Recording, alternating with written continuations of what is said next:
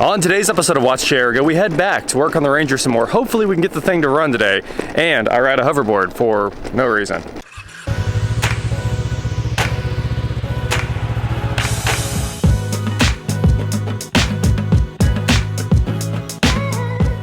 What is going on, guys? I am Watch Chair Ergo, and today we are back in the Ranger that won't start with the old head unit from the Camaro. And let's see if we can make this thing work real quick. Hopefully, it just fires right up here. I brought a creative CD to confuse the next owner of this truck. It just says UB40, so I assume we'll put Red Wine on repeat and then get out of here. Is that what you're going to name it? It's kind of a wine color. It's the Red Wine. It's like a Malbec. Thanks, previous owners. That's the one with the power in it. There we go. CD player noises. Alright, now we can shove all those wires back in their hole. Put the DIN cage in here in a minute, if I can get this thing to slide in. Okay. Look at that. Noise? Let's see. No speakers now. I think I had an amp wired in somewhere. Probably did. Probably just had like a three-way speaker box. Yeah. With highs and mids in it. So, this is the most nonsense I've ever seen on a radio connector. All those butt connectors are your speakers. They sure are. Well, why aren't they playing? I bet these just aren't hooked up to anything.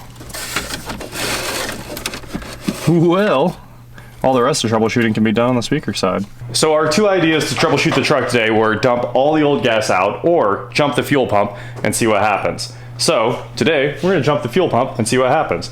As soon as the pump runs, Josh is going to start the thing, and if it keeps running, we know we're good. So let's try it.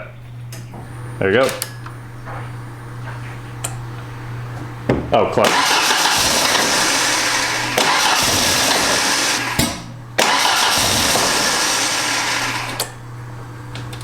No change there. No, I think that puts us back at something else, either a bad fuel pump or crank position.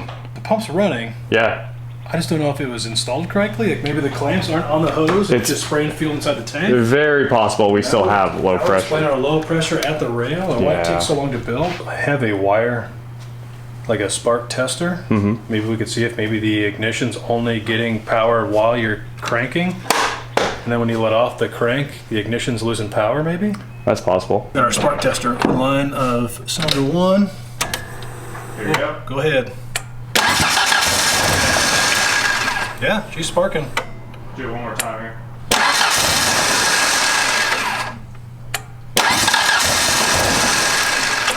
Yeah, it sparked often when you were key on, and even after you let off, it still continued to spark a couple times. So we must have crank position if it's trying to, if there's any spark. Right. That's all I can say.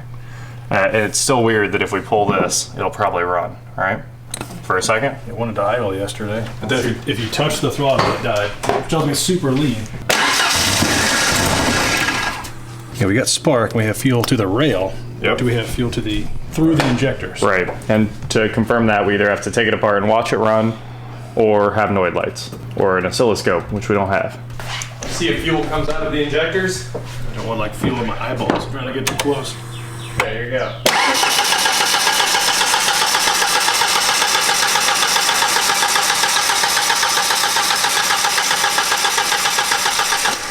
Good enough. All four? They're all squirting. Huh.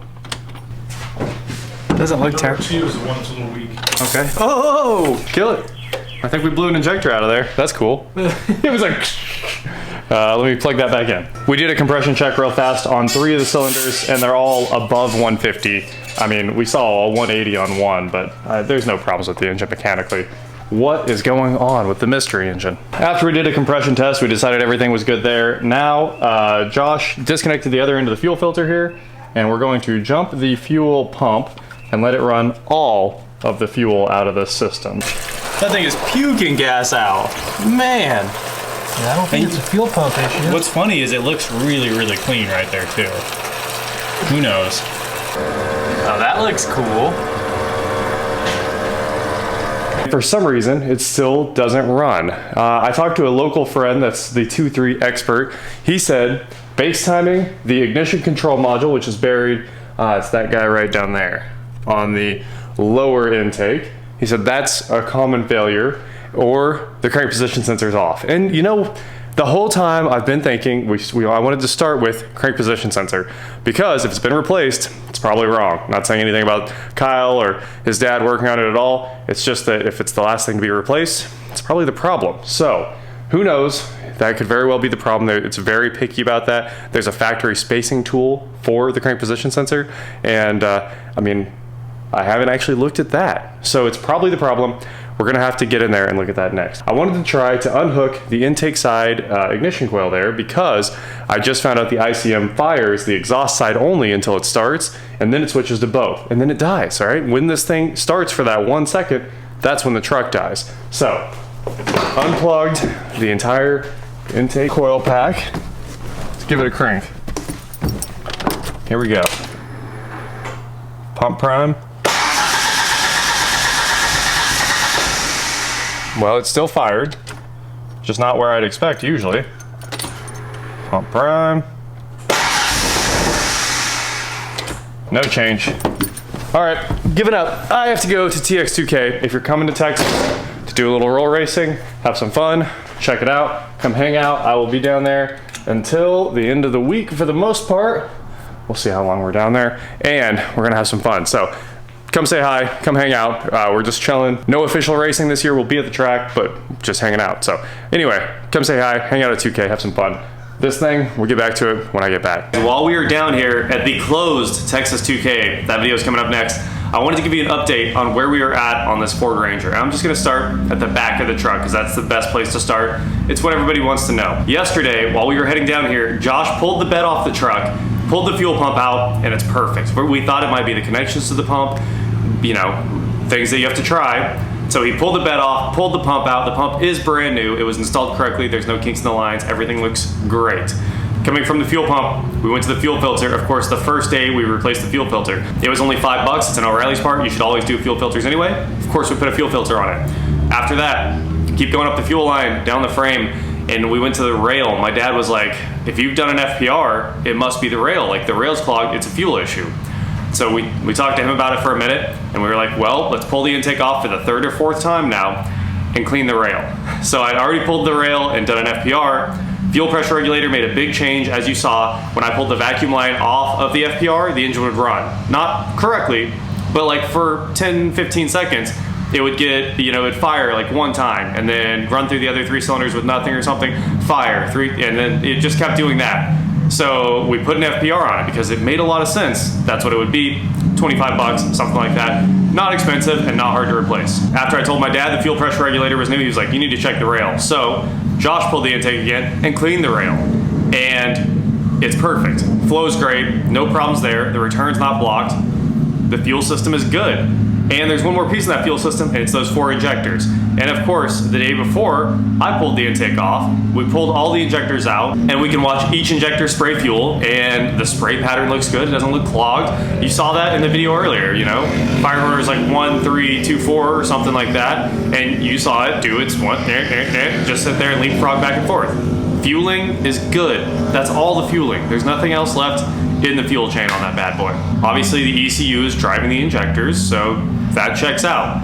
A lot of people have said the ECU is bad, and that seems to be really common as people are always replacing ECUs, because it seems like tons and tons and tons, thousands of these trucks must be sitting out there doing the same thing, because nobody seems to be able to fix them. If you Google Ranger won't start, there's so many threads, and it's crazy what people have replaced. Speaking of crazy things people have replaced, even though I filled that thing with 5 gallons of new gas, we still, you know, just in case, dumped the entire tank and refilled it with new gas.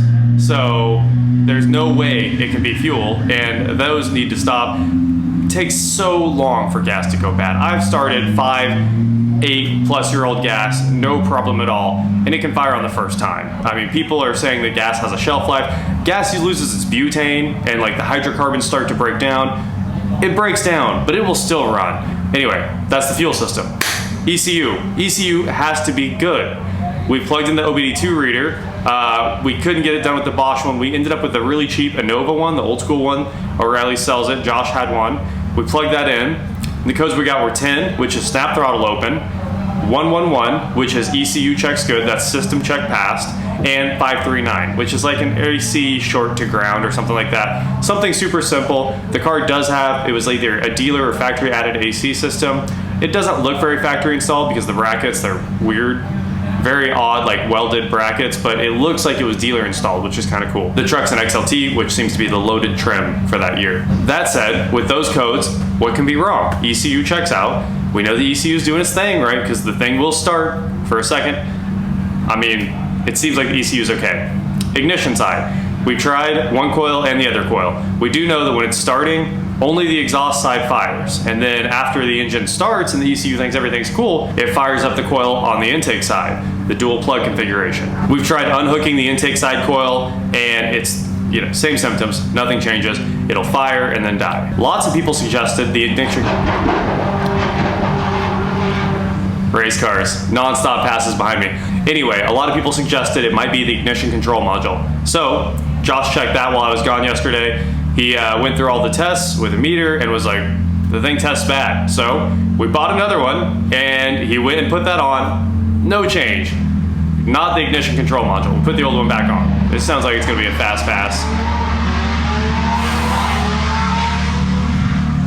GTR, I think. We're in GTR Unlimited behind me here. The plugs are new, the wires are new. Those were all in the vehicle already. We just went ahead and put them on. Timing checks out. The base timing seems like it's good. We still need to pull the spout connector and make sure that it's actually hitting at 10 degrees. That's what we'd expect. I want to see that on a timing light. It will really verify that everything is good from a timing perspective. What else could it be? This truck just keeps stumping us. A lot of people are saying it's the throttle position sensor now. That's one of the few possibilities we haven't checked. And everyone suggests the MAF. I mean, the first thing I did was unplug the MAF. It's completely pointless. We can run on the default values. So, like, I checked it with no MAF. Another one of our friends was hanging out, and he was like, unplug the MAF. We were like, yeah, we've done that. So, I mean, one of your first troubleshooting steps always is get rid of the MAF and let the computer just, you know, think everything's nominal and run on those values. After we tested it like that, of course, we hooked the MAF back up. No change. We did find the crank position sensor install was very, very, very bad. It comes with about a 1 foot pigtail on the back of it, and you're supposed to hook that back up to the connector that's like at the back of the engine. Not a big deal, but instead it was cut and butt spliced back together. There's a chance there's an issue with that, but it's slim because the computer's still seeing a signal and it's still starting the engine. So it's really odd. I think we've kind of narrowed it down to crank position signal. There's a slight possibility base timing's wrong, but it doesn't seem to be. All the marks seem to be on. And the last option is like throttle position sensor and maybe the ECU, but the ECU does check good. You also saw that the engine is mechanically sound because we ran a compression test. We're getting like 150 range per cylinder, so everything seems fine there. I don't think anything's wrong. It's a non-interference engine. Even if the timing belt broke, it should be okay. We don't know what is wrong, but hopefully that gave you some good insight into our troubleshooting. We've checked everything on the list, and at this point, maybe we need to fire the parts cannon. We haven't even touched it yet. I mean, we did an FPR because the FPR is bad, and it's not a big deal to change. We did a fuel filter because it's a maintenance item, and you should change them. And that's really all we've done because plugs and wires were in the car, and those were free. So of course you put them on. I mean, it needs to have new plugs and wires when I sell it. Next up, I think we chased down the throttle position sensor, but we're gonna get this Ranger running, and we'll find a way. It's possible that the coil or injector drivers are weak, but I mean, they're very, very slim chances. Doesn't take a ton of spark to ignite gas in an old low compression engine it's not a big deal to start a fire in a cylinder. Like I said, that's where we're at. That is it for today, guys. Thank you so much for watching. Hope you're excited for the 2K video. 2K is actually closed to the public, and the only reason that we are in here is because Nitrous Outlet. Those guys, awesome, took care of us. There's no one here. It's so weird. It's kind of an eerie Texas 2K, but there's, you know, the racers are here and they're running, and they're live streaming the event too. So I guess that's where they decided to make up for still holding the event. I'm glad we got in though, because we drove a long way to get here and everything went wrong on the trip. I'll tell you more about it tomorrow. That is it for today, guys. Thank you so much for watching the Ranger project. we're not giving up on this. We're gonna figure it out. There's you can't stump me with an engine. We're just gonna keep working on it. And don't forget to head on over to shopwatchjrgo.com where you can get cool shirts like the one I was wearing in this video. But of course, I just changed. It's super early in the morning. We're heading to Texas. Anyway, thank you so much for watching. Again, please like, share, subscribe, do whatever you want to do, and I will talk to you next time.